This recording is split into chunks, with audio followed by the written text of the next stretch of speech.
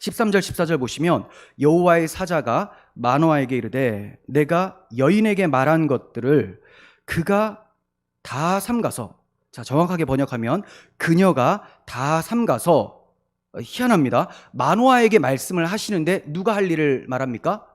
아내가 할 일. 그녀가 다 삼가서 포도나무의 소산을 먹지 말고 포도주와 독주를 마시지 말며 그 어떤 부정한 것도 먹지 말고 내가 그에게 명령한 것은 다 지킬 것이니라 하니라. 자, 원문상으로 그가 다 삼가라, 그가 지키라가 아니라 그녀가 다 지켜라. 남편 네가 들었지? 자, 네 아내가 이런 것들을 해야 돼. 그러니까 남편인 마노아가 간구한 것에 대한 응답인데 그 내용이 아내가 어떻게 행해야 될지를 말씀해 주고 계시는 거예요. 자, 이것은 삼손의 어머니를 성별케 하심으로써 삼손의 어머니의 태중에 있는 삼손까지 성별케 하시려는 하나님의 뜻입니다. 자, 이해가 되시죠? 그러니까 태중에서부터 구별이 되어지는 거예요. 태중에서부터. 어머니가 좋은 말씀을 듣고 기도하며 하나님과의 관계가 올바르면 아이도 영적으로 그 영향력 아래에 놓이게 되는 거예요. 반드시 그 아이가 어머니의 신앙을 그대로 물려받는 건 아니지만 상당한 영향이 있음을 이 말씀을 통해서 우리는 보게 되는 것이죠. 그리고 우리가 여기서 또 알게 되는 것은 태중에 있을 때부터 어머니의 신앙까지도 하나님께서 성별케 하라는 거죠. 자, 이 정도면 태중에 있을 때부터, 뱃속에 있을 때부터 이 아이는 하나님의 사명자이며 성별되어야 될 생명이라는 것, 하나님의 자녀라는 것, 하나님의 용사라는 것이 구별되어 버리는 것이죠. 그래서 낙태는 살인이 되는 것입니다. 자, 그리고 이렇게 어머니에게 말씀하시는 이유는 어머니가 성별되어서 먼저 하나님 앞에 거룩하게 섰을 때에 앞으로 태어날 아기에 대해서도 제대로 양육을 할 수가 있는 거예요. 어머니는 성별이 무엇인지도 모르는 상태에서 아이를 성별되게 교육할 수가 없겠죠. 그래서 나부터 먼저 하나님 앞에 성별된 삶을 살아가고 아이가 태어났을 때 이 아이를 그렇게 양육을 하게 되는 거예요. 그런데 저는 지금 교훈적인 의미에서 여러분들에게 말씀을 드렸어요. 하지만 구속사적인 의미에서도 아주 중요한 의미가 담겨져 있습니다. 왜 마노아에게는 말씀하시지 않으시고 여자에게만 말씀하셨는가? 이 삼손이 여자의 후손으로 오실 예수 그리스도를 예표하는 사람이기 때문에 그래요. 여자의 후손이 어떻게 태어나는지를 드러내 보이고 계신다라는 거예요. 여러분, 남자 마노아는 할 일이 전혀 없어 보입니다. 분명히 남편이 하나님께 구했어요. 어떻게 양육할까요?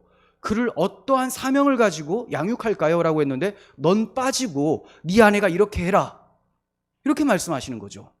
왜 그가 들어갈 공간이 없습니까? 왜 그에게 할 일이 없습니까?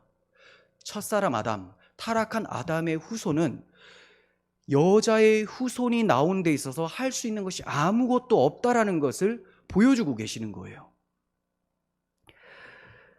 여자의 후손은요, 남자 없이 태어나는 아들입니다. 물론 삼손의 경우는 마노아를 통해서 태어나는 건 확실해요. 동정녀에게서 태어나는 건 아니죠. 하지만 앞으로 오실 예수 그리스도, 그 여자의 후손은 남편 없이 태어납니다. 동침 없이.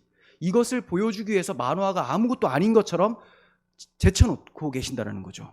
그래서 이렇게 여자의 후손을 예표하는 믿음의 사람들이 태어날 때 그 어머니들이 항상 불임이라고 말씀을 드렸었죠. 그거는 이 남자가 그의 남편 되는 사람들이 아무것도 할 수가 없다는 것을 드러내는 거예요. 타락한 아담의 후손으로서는 구원자를 낼 수가 없다는 것을 보여주고 있는 것입니다. 자, 이러한 불임의 상태를 나타내기 위해서 하나님께서 주신 규례가 뭐냐? 바로 할례예요. 할례를 행하라.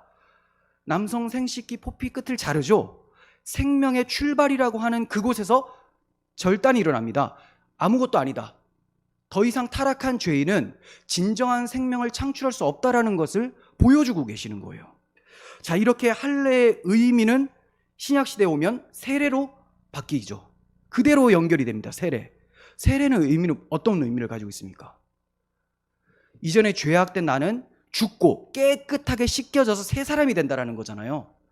할례는 안식의 숫자 7을 지나서 새 창조의 숫자 8일째 받게 됩니다. 할례는.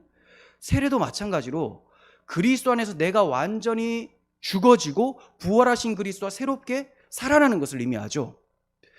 이와 같이 하나님께서는 이 약속의 자손, 여자의 후손이 태어나기 전에는 항상 이 남자들의 역할을 배제시켜버리고 하나님의 은혜로만, 오직 하나님의 역사로만 구원자가 등장한다는 것을 보여주고 계신다는 거예요. 그래서 사도 바울은 너희가 허물과 죄로 죽었었는데 그가 너희를 살리셨다라고 에베소 2장 1절에서 말씀하고 있어요. 그가 허물과 죄로 죽었던 너희를 살리셨다. 이렇게 죽었던 자들을 나타내기 위해서 구약시대는 남자의 역할들이 이렇게 삭제되는 것을 보게 되어집니다.